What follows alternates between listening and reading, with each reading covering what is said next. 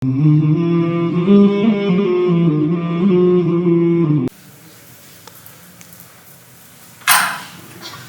Number 17 کے آخر میں فرمایا حضرت ابراہیم علیہ السلام کا ذکر کرتے ہوئے کہ اللہ کے نبی حضرت ابراہیم خلیل اللہ علیہ السلام نے ہوا سماکم المسلمین، تمہارا نام رکھا ہے مسلمان، کیونکہ حضرت ابراہیم علیہ السلام خود بھی دین اسلام پر تھے۔ اللہ تعالیٰ نے پارہ نمبر 1 کے رکوع نمبر 15 میں ارشاد فرمایا اذ قال له ربه اسلم، کہ جب حضرت ابراہیم علیہ السلام کو ان کے رب نے فرمایا اسلم،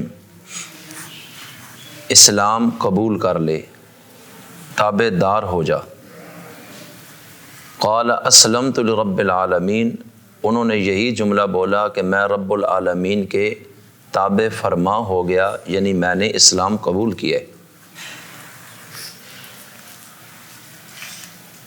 اور یہی حضرت ابراہیم علیہ السلام کی ملت ہے کہ وہ دین اسلام پر قائم رہے۔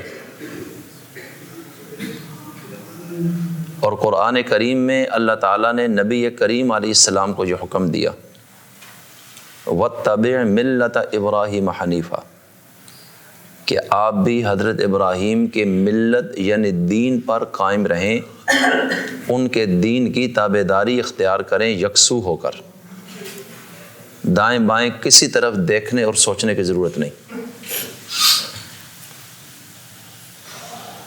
اور ہم سب کو بھی اللہ تعالیٰ نے قرآن کریم میں یہ حکم دیا ہے اتبعوا ملت ابیکم ابراہیم، کہ تم تمام لوگ بھی حضرت ابراہیم علیہ السلام جو کہ تمہارے باپ ہیں، روحانی والد ہیں، ان کے دین پر چلو اور اس کی پیروی اختیار کرو۔ تو ان تمام آیات اور مقامات سے معلوم ہو رہا ہے کہ اللہ تعالیٰ کے نزدیک کامیابی کا راستہ صرف دین اسلام کا ہے۔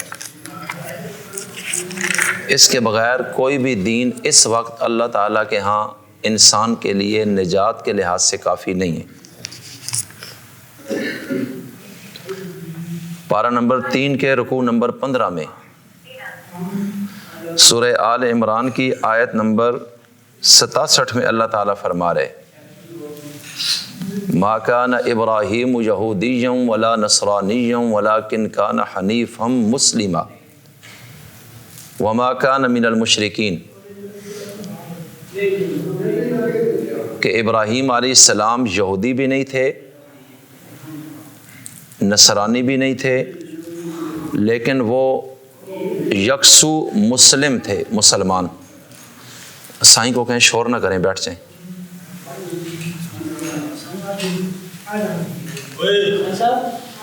یا ذرا خاموشی اختیار کریں یار۔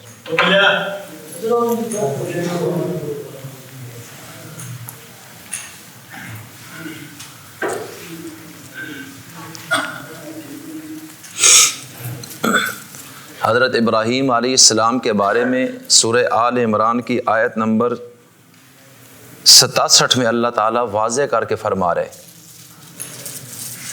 کہ ابراہیم علیہ السلام یہودی بھی نہیں تھے، نصرانی بھی نہیں تھے، لیکن وہ بالکل سیدھے یکسو مسلمان تھے۔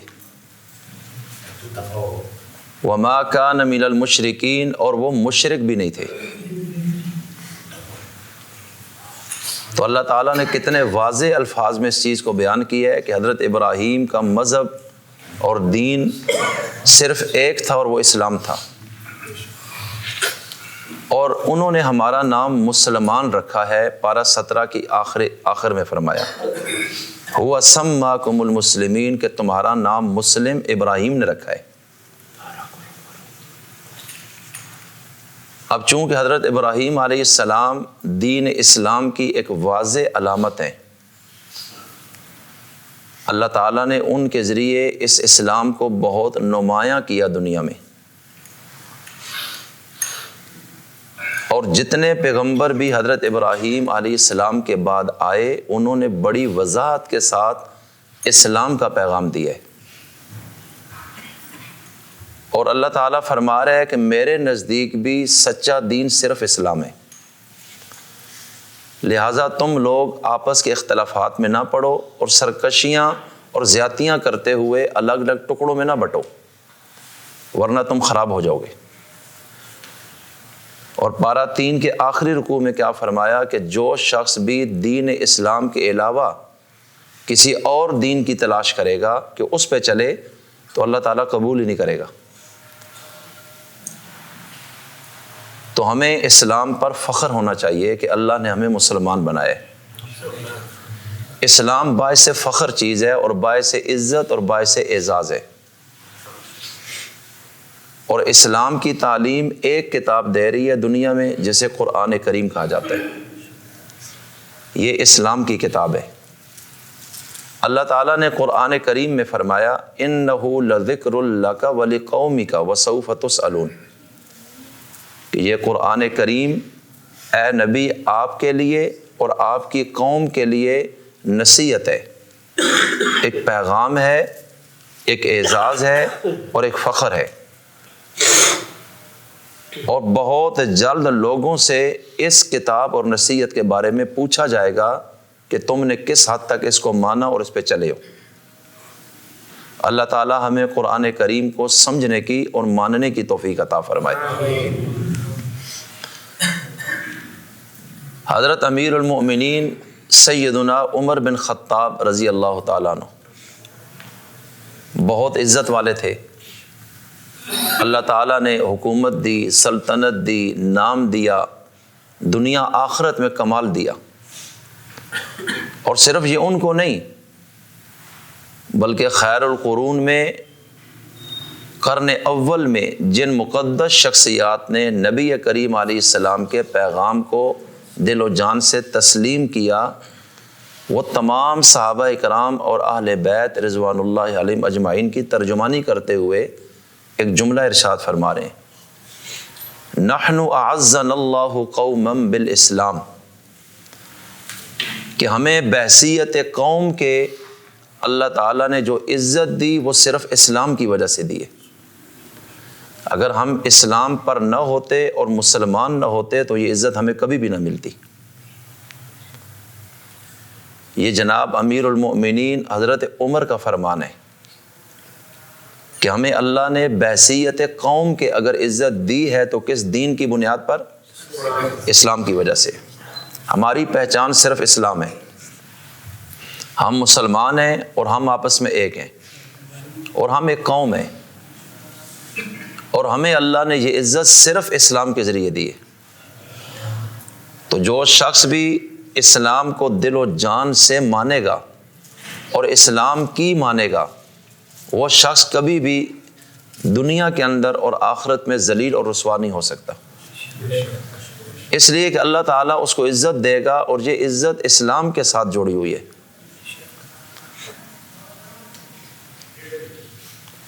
نبی کریم علیہ السلام کے ایک صحابی رستم کے دربار میں گئے، اور رستم کون ہے؟ جو فارس کا بادشاہ تھا، ایران کا، اور ایران کیا تھا؟ سپر پاور، جیسے آج کل امریکہ کا بادشاہ ہے۔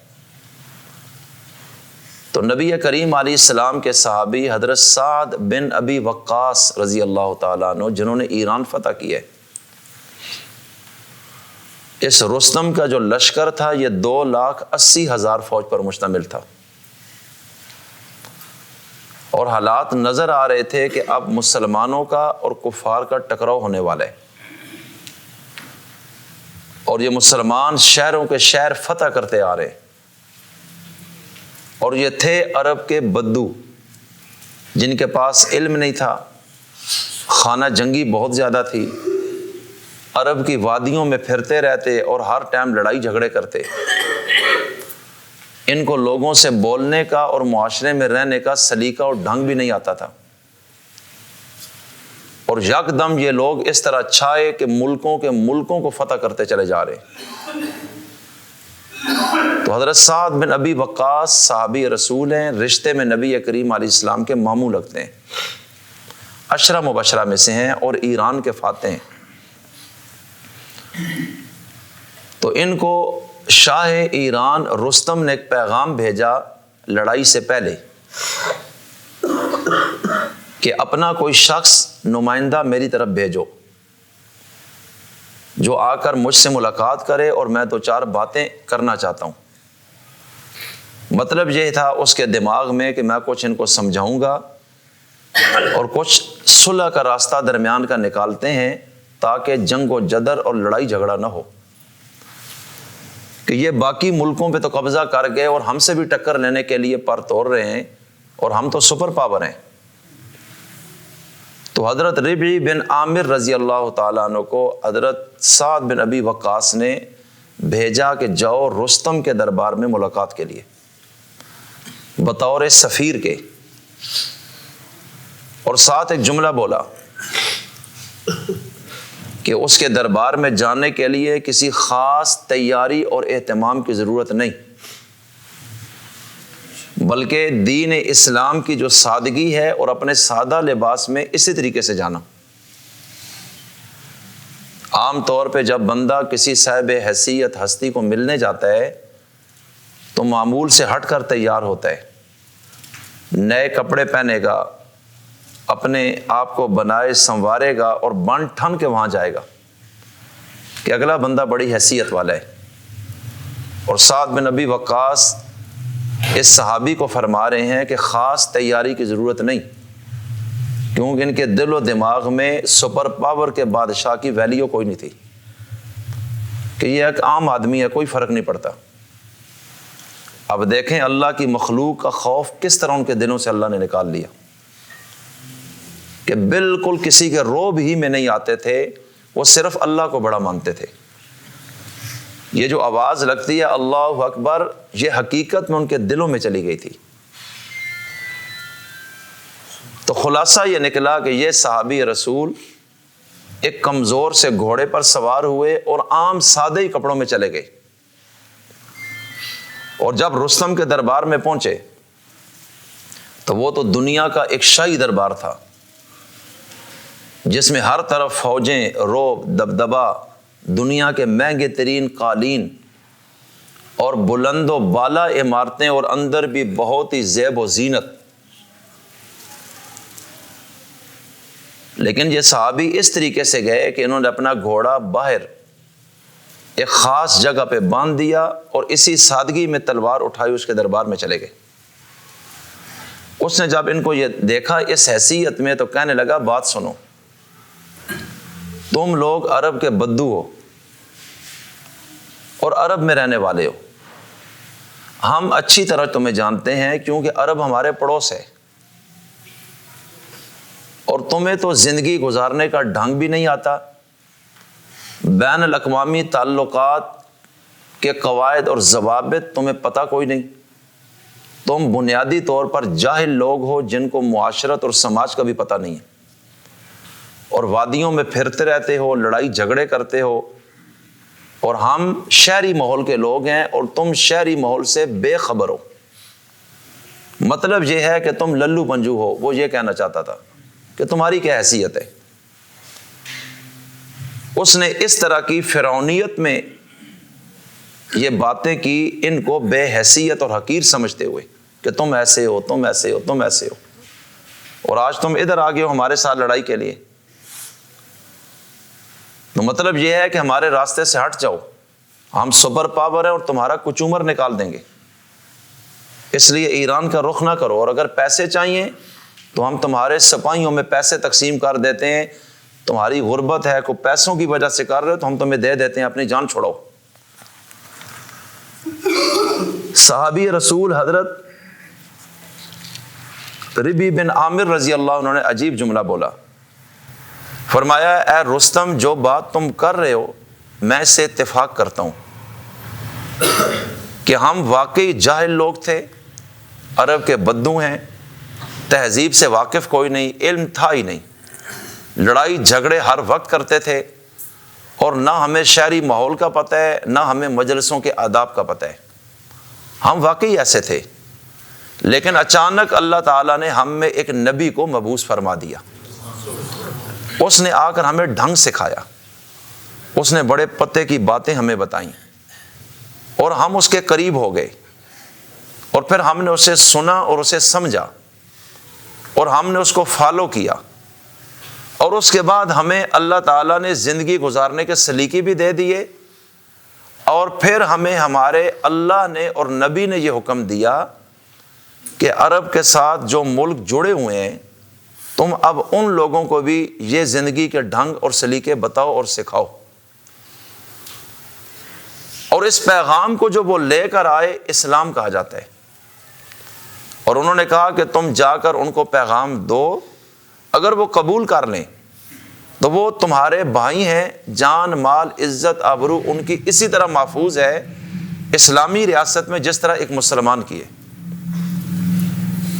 اور اگر وہ اسلام قبول نہ کریں تو پھر حکومت اللہ کی ہوگی، بندے کی نہیں۔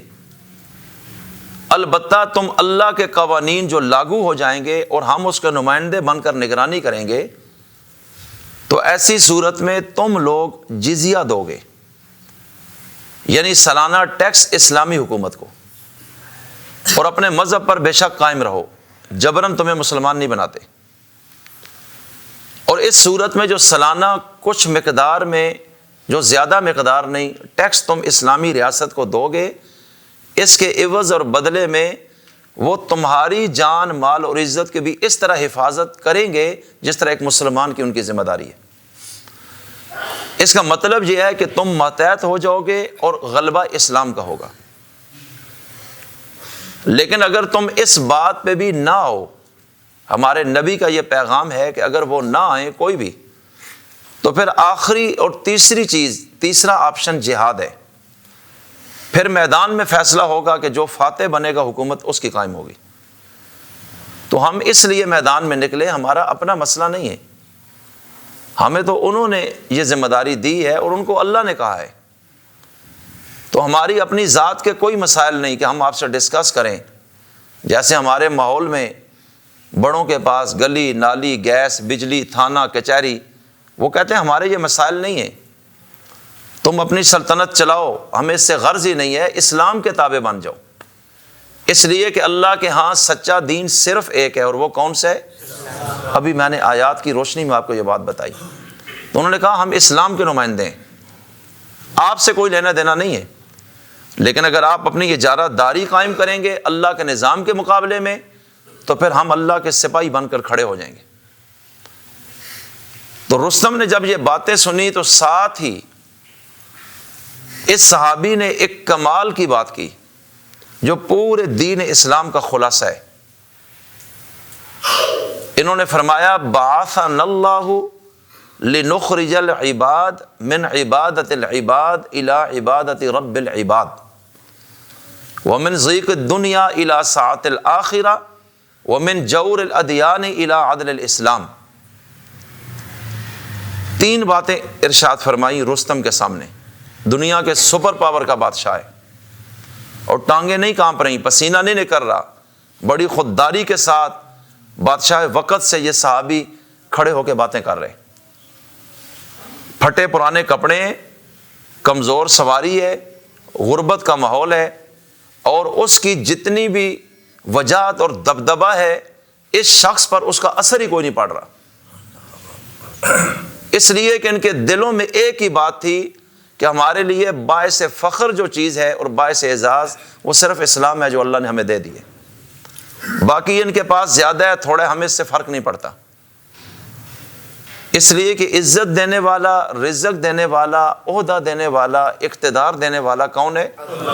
بس ان کے دماغ میں یہ بات تھی کہ ہم جس ذات کے کام میں لگے ہیں ہماری ضروریات وہی پورے کرے گا، ہمیں ان سے کیا لگے، ہمیں تو ہمارے نبی نے انسانوں کی غلامی سے کھینچ لیا ہے، اس لیے ان کا رو بھی نہیں ہے ہمارے دماغوں پہ۔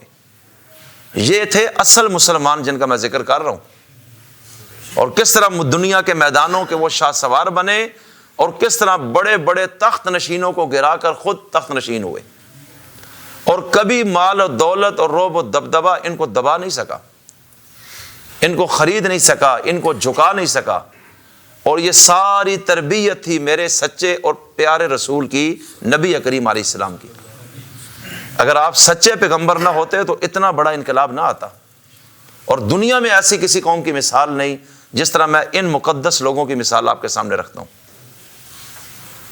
آج تو ہمارے بادشاہ بھی اگر سپر پاور کے بادشاہ کو ملنے جائیں تو ان کے سامنے بھی وہ ایک غلام نظر آتے ہیں، اور وہاں ایک فقیر صحابی ہے اور سپر پاور کے بادشاہ کے سامنے کس طرح کھڑاکے کے ساتھ بول رہے، تو امیر المومنین کس مقام کے مالک ہوں گے؟ یہ تو سوچا بھی نہیں جا سکتا۔ سپر پاور کا بادشاہ ملنا چاہتا ہے، یہ اپنا ایک نمائندہ بھیجتے ہیں، جاؤ جا کے بات کرو۔ اس کی اتنی ویلیو نہیں کہ ہم سے مل سکے، کبھی بھی ایسے نہیں ہوا۔ کسی سالار سے وہ ملے یا کسی بھی ایسے سپاہی اور افسر سے تو وہ بہت نیچے کے لیول کا ہوتا تھا امیر کے مقابلے کا، اور سپر پاور کے بادشاہ سے ملاقاتیں ہو رہی ہیں۔ اب اندازہ تو لگائیں کہ اسلام کتنی اونچی چیز ہے، اور جب مسلمان اسلام پر تھا تو اللہ نے کتنا اونچا اسے بنایا۔ اور ایران کا بادشاہ رستم خواہش کر رہے، سالار لشکر سعد بن ابی وقاص سے کہ اپنا کوئی نمائندہ بھیجو، ذرا دو باتیں کرنی ہیں، ورنہ ان کو کوئی غرض نہیں تھی کہ ہم اس کا چہرہ دیکھیں اور اس سے ملیں، کوئی غرض نہیں تھی ان کو۔ اب وہاں صحابی نے 3 باتیں کی ہیں، پورے اسلام کا خلاصہ انہوں نے 3 باتوں میں پیش کر دیا۔ بعثنا اللہ لنخرج العباد من عبادت العباد، کہ اے بادشاہ وقت ہمیں بھیجا ہے اللہ نے۔ کس نے بھیجا ہے؟ اللہ نے۔ کیوں؟ تاکہ ہم نکال لیں، ہم کھینچ لیں انسانوں کو انسانوں کی غلامی سے، کہ انسان کا غلام نہ بنے۔ انسان کس کا غلام بنے؟ ہمیں اس لیے اس نے بھیجا ہے کہ تم انسانوں کی غلامی سے انسانوں کو کھینچ لو۔ اور یہ صحابی خود بھی اس معیار کا ہے جس طرح میں بتا رہا ہوں۔ بعثنا اللہ لنخرج العباد من عبادت العباد، بندوں کی غلامی سے بندوں کو نکالنا، یہ اتنا عظیم مقصد ہے جس کے لیے اللہ نے ہمیں بھیجا ہے۔ تو جب انسان کی غلامی سے نکال لوگے تو لے کے کہاں جاؤ گے؟ الی عبادت رب العباد، جو انسانوں کا رب ہے اس کی غلامی کی طرف لے کے جائیں گے۔ یہ پیغام اسلام ہے بس۔ ومن ضیق الدنیا الی سعۃ الآخرہ، کہ دنیا بڑی تنگ ہے، بے شک بہت بڑی نظر آئی، اور آخرت بڑی وسیع ہے، تو دنیا کی تنگی سے ہم لوگوں کو نکال کر آخرت کی فراوانی کی طرف لے کر جائیں، اس مقصد کے لیے اللہ نے ہمیں بھیجا ہے۔ ومن جور الادیان الی عدل الاسلام، اور ہمیں اس لیے اللہ نے بھیجا ہے کہ ہم جو مذاہب کی ظلم اور زیادتیاں ہیں ان سے نکال کر، سماج اور معاشرے کی زیادتیاں ہیں انسانیت کے اوپر، ان سے ہم بندوں کو نکال کر اسلام کے عدل و انصاف کی طرف لے کر چلے جائیں۔ اس مقصد کے لیے ہم دنیا میں آئے۔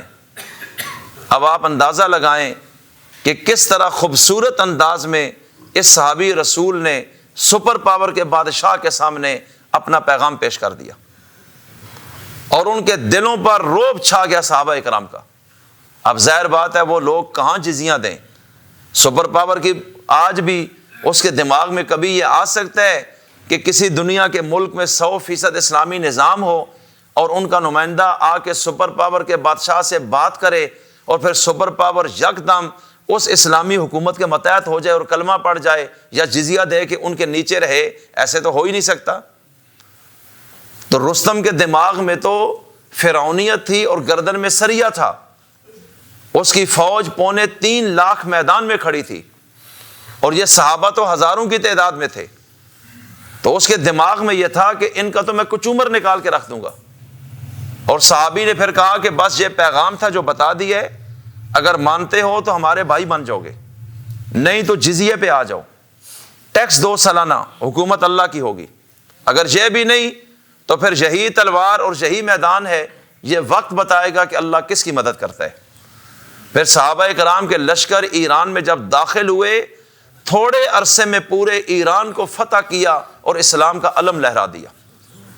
اللہ تعالیٰ نے مسلمانوں کے قدموں میں سپر پاور کو ٹکڑے ٹکڑے کر دیا، اور انہی صحابہ کرام کے ہاتھوں، اور حضرت سعد بن ابی وقاص ایران کے فاتح بنے، اور آج بھی ان کا بہت بڑا نام ہے، اور بلا کے جنگجو آدمی، اور بہت بڑی پلاننگ کرتے تھے جنگی میدان میں، اور ہمیشہ دشمن کے منصوبوں کو خاک میں ملا دیتے تھے۔ اور پھر اللہ تعالیٰ کو صحابہ سے کتنی محبت تھی۔ آخری بات عرض کرتا ہوں، سورہ کہف ہے پارہ نمبر 15 میں، جمعے کے دن پڑھنی چاہیے، یہ سنت بھی ہے، آج جمعے کا دن ہے، تمام ساتھی اس کو پڑھیں، اور جو شخص یہ پڑھے گا اللہ تعالیٰ اس کو دجال کے فتنے سے محفوظ رکھے گا۔ تو سورہ کہف میں اللہ تعالیٰ نے اپنے نبی کو اس کے بعد عجیب حکم دیا، وہ سنیں۔ اللہ تعالیٰ فرما رہے ہیں وَاصْبِرْ نَفْسَكَ مَعَ الَّذِينَ يَدْعُونَ رَبَّهُمْ بِالْغَدَاةِ وَالْعَشِيِّ يُرِيدُونَ وَجْهَهُ وَلَا تَعْدُ عَيْنَاكَ عَنْهُمْ تُرِيدُ زِينَةَ الْحَيَاةِ الدُّنْيَا وَلَا تُطِعْ مَنْ أَغْفَلْنَا قَلْبَهُ عَنْ ذِكْرِنَا وَاتَّبَعَ هَوَاهُ وَكَانَ أَمْرُهُ فُرُطًا۔ شاہ عبد القادر محدث دہلوی نے ترجمہ کیا ہے وَاصْبِرْ نَفْسَكَ، اللہ فرما رہا ہے اے نبی آپ اپنے آپ کو صحابہ کی مجلس میں جما دیں، جم کے بیٹھ جائیں صحابہ کی مجلس میں، جہاں صحابہ بیٹھے ہوں اور آپ وہاں جا کے نشست کریں اور بیٹھ جائیں، جم جائیں، جب تک صحابہ اٹھے نہیں آپ اس مجلس سے نہ اٹھیں۔ اللہ تعالیٰ کہتے ہیں ان کی مجلسوں کو چھوڑ دیں، وہ بے ایمان ہیں اور بدماش ہیں، اور وہ سردار مجھے نہیں چاہیے۔ اور یہ جو لوگ اسلام میں آ گئے ہیں میرے نزدیک ان کی اتنی حیثیت ہے۔ اب اللہ کیا فرما رہا ہے، ترجمے پہ غور کریں۔ وَاصْبِرْ نَفْسَكَ، اے محبوب جم جائیے آپ اس مجلس میں، مَعَ الَّذِينَ يَدْعُونَ رَبَّهُمْ، ان لوگوں کے ساتھ جو اپنے رب کو پکارتے ہیں، بالغداۃ والعشی، صبح و شام اللہ کا ذکر کرتے ہیں، اللہ کی تسبیحیں کرتے ہیں، اللہ کی عبادت کرتے ہیں۔ اے نبی ان لوگوں کی مجلس میں جم جائیں، یریدون وجہہ، کیونکہ یہ لوگ صرف اللہ کی رضا چاہتے ہیں، ولا تعد عیناک، اور اپنی آنکھیں کبھی بھی ان سے نہ پھیریں، بلکہ آپ ان کے چہروں کو دیکھیں۔ جب یہ آپ کے پاس آتے ہیں تو آپ نظریں کیوں پھیرتے ہیں؟ آپ کبھی بھی اپنے چہرے کو، نظروں کو مت پھیریں ان سے۔ اور آگے فرمایا ترید زینت الحیات الدنیا، آپ دنیا کی زندگی کی زینت چاہتے ہیں، مطلب یہ ہے کہ وہ سردار تو دنیاوی فائدہ بہت ہوگا تو ہوگا، تو آپ ایسے بالکل کبھی نہ کریں۔ ولا تطع من اغفلنا قلبه عن ذکرنا، اور جن لوگوں کا دل ہماری یاد سے غافل ہے آپ ان کی اطاعت کبھی نہ کریں اور ان کا کہنا بالکل نہ مانیں، لہٰذا ان کو نظر انداز کر دیں۔ باقی رہا ہدایت کا معاملہ کہ آپ ان کو سمجھائیں تو شاید وہ قبول کر جائیں، اللہ کہتا ہے یہ آپ کی ذمہ داری نہیں ہے، آپ کی ذمہ داری میرا پیغام پہنچانا ہے، لیکن ہدایت دینا یہ کس کا کام ہے؟ اللہ کہتے ہیں چھوڑ دیں اس بات کو، آپ نے پیغام دے دیا، آپ کی ذمہ داری پوری ہو گئی۔ اب اگلا بندہ شرط رکھے میں آؤں گا جی اس کو نکال دیں اس کو، بالکل یہ کام آپ نے نہیں کرنا، اس لیے کہ بسا اوقات کوئی پیغام سن کے بھی ممکن ہے اس کو ہدایت نہ ملے، اور یہ شخص بیچارہ نابینا گھر سے اٹھا، گلیوں سے پھرتا پھرتا ٹھوکریں کھاتا، اتنی طلب کے ساتھ آپ کے پاس آیا۔ اب یہاں سورہ کہف میں پورا مضمون اللہ نے نافذ کر دیا اور فرمایا کہ ان کا کہنا نہ مانیں، جن کے دل ہماری یاد سے غافل ہیں، وہ بدماش ہیں، وہ دنیا دار ہیں، بے شک وہ سردار ہیں، لیکن اسلام ان کا محتاج نہیں، اسلام خود ایک غالب چیز ہے۔ وَاتَّبَعَ هَوَاهُ، اور کہا کہ ان کا دل ہم سے بھی غافل ہے، اور وہ لوگ اپنی خواہشوں کے پیروی کرتے ہیں، وہ اپنے نفس کے غلام ہیں۔ اور یہ جو صحابی آپ کے پاس آیا ہے یہ اپنے نفس کا غلام نہیں، یہ اپنے خدا کا غلام بن چکا ہے۔ اس لیے اللہ فرماتے ہیں کہ آئندہ یہ کام آپ نے کبھی بھی نہیں کرنا، لہٰذا آپ نے صحابہ میں رہنا ہے، یعنی مسلمان کو حیثیت دینی ہے۔ اس لیے آج ایک ایک مسلمان اللہ کے نزدیک باعث عزت ہے، اور وہ دنیا کے تمام کافروں پر زیادہ بھاری ہے۔ اے کاش کہ مسلمان اسلام کو سمجھ جائے، اسلام کے پیغام کو سمجھ جائے، اسلام کی قدر کو سمجھ جائے کہ اللہ نے پہلے لوگوں کو اسلام کی وجہ سے عزت دی۔ آج ہم کلمہ گو ہیں لیکن ہم اسلام کے ساتھ وفادار نہیں، ہم رسم و رواج کو ترجیح دیتے ہیں، ہم نبی کی سنت کو روزانہ گٹر کی نالی میں پھینکتے ہیں، ہم انگریز کا لباس پہننا اپنے لیے عزت سمجھتے ہیں، ہم ان کی طرح بننا اور ان کی طرح غمی شادی میں عادتیں اپنانا اپنے لیے عزت سمجھتے ہیں۔ اور اگر کوئی سنت پہ چلے تو وہ سمجھتے ہیں کہ لوگ باتیں کریں گے کہ یہ تو بہت کو مولوی بن گئے اور قدیم دور کا آدمی ہے، تو اصل میں ہم ظاہراً مسلمان ہیں، ہمارا اندر ابھی مسلمان نہیں ہوا۔ اور صحابہ کرام نے جب اسلام قبول کیا، ان کا اوپر بھی مسلمان تھا اور ان کا اندر بھی مسلمان ہو چکا تھا، پھر اللہ تعالیٰ نے ان کو اکیلا نہیں چھوڑا اور اللہ نے دنیا کی قوموں پر ان کو فتح عطا فرمائی۔ تو آج پیغام صرف اتنا ہے کہ ہماری عزت اسلام کے ساتھ ہے، ہمارا وقار اسلام کے ساتھ ہے، اور ہم آج بھی اس مجلس میں فیصلہ کریں کہ انشاءاللہ باقی زندگی ہم اسلام کے قانون کے مطابق گزاریں گے انشاءاللہ۔ اس کے بغیر کوئی راستہ نہیں ہے۔ جتنے بھی راستے ہیں وہ ذلت کے ہیں، وہ مفاد پرستی کے ہیں، وہ خود غرضی کے ہیں۔ آپ کسی کے لیے عام ہیں، وہ آپ کو سلام کرے گا، جب فائدہ اٹھا لیا وہ آپ کی طرف نظر بھی کبھی نہیں کرے گا۔ یہ دنیا کا نظام ہے، لیکن اسلام کا رشتہ ایک ایسا ہے کہ جو اس دور میں جنہوں نے اسلام قبول کیا، چاہے وہ دشمن قبیلوں کے بھی تھے، رحماء بینہم، آپس میں شیر و شکر ہو گئے، انما المؤمنون اخوہ، آپس میں بھائی بھائی بن گئے، ایک دوسرے کا درد محسوس کرتے تھے۔ اور آپ دیکھ لیں پھر کس طرح اللہ نے بحیثیت قوم ان کو اٹھایا اور دنیا کی قوموں کا سردار بنا دیا۔ اس لیے اللہ کہتا ہے لوگو، دین میرے نزدیک صرف اسلام ہے، جو اسلام کے سوا کسی اور دین کے پیچھے جائے گا میں اس کو قبول ہی نہیں کروں گا۔ اور تیسرا یہ فرمایا کہ حضرت ابراہیم کے دین کی پیروی کرو، اور سورہ آل عمران میں فرمایا کہ ابراہیم مسلمان تھے، اس کے علاوہ ان کا کوئی مذہب نہیں تھا، اسی نے تمہارا نام مسلمان رکھا ہے۔ اللہ تعالی ہمیں اسلام پر زندگی نصیب فرمائے اور ایمان پر موت نصیب فرمائے۔ وما علینا الا البلاغ المبین۔